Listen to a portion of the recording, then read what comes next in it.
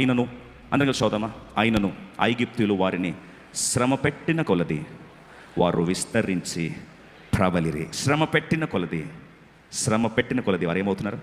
విస్తరించి ప్రబలిరి. The more they afflicted them, అంటే ఎంత ఎరువేస్తున్నారో, ఎంత ఎరువేస్తూ ఉంటే ఇప్పుడు వాళ్ళు అంతగా వర్ధిల్లుతూ ఉన్నారు. నీ జీవితంలో పడే గాయాలు, వేదనలు, అవమానం, మలకి 2:3 రాస్తూ వారి ముఖం మీద పెంట వేయబడిన దిర, ఆ గాయం కూడా వెళ్తున్నట్లయితే యెషయా గ్రంథం 61:7 రాస్తుంది, ఎక్కడ అవమానం కలిగిందో అక్కడే రెట్టింపు ఘనతకు పాత్రులగుదురు. ఇదే యెహోవా వాక్కు.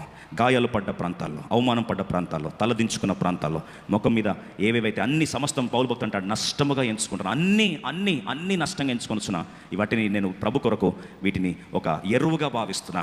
నా జీవితంలో ఎరువులు పడ్డ ప్రతి ప్రాంతంలో నా జీవితంలో ఏమొస్తుంది? 100 ఫలం వస్తుంది. ఆ 100 ఫలముగా మన గాయాలే మన పాలిట వృద్ధిగా మార్చి దేవుడు 100 ఫలాభివృద్ధి దయచేసి ఈ సంవత్సరము ఈ వాగ్దానం దేవుడు నెరవేర్చునుగాక.